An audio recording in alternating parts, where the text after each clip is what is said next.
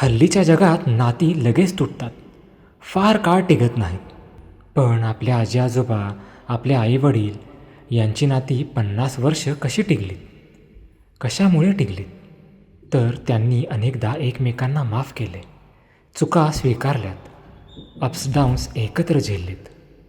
तुमचा पार्टनर चुकणार, दुखावणार, निराश करणार, कधी राग आणणार, आणि ते ठीक आहे, कारण परफेक्ट कुणीच नाही. खरा प्रश्न आहे की या सगळ्यानंतरही तुम्ही त्याच्यासोबत राहण्यासाठी तयार आहात का? हाच फरक आहे टिकणाऱ्या वर्सेस तुटणाऱ्या नात्यांमध्ये. प्रेम ही भावना नाही, प्रॅक्टिस आहे. रोज प्रेमळ राहणं, ऐकणं, समजणं, एकत्र राहण्याचा प्रयत्न करणं. जेव्हा अवघड असतं तेव्हाही साथ देणं.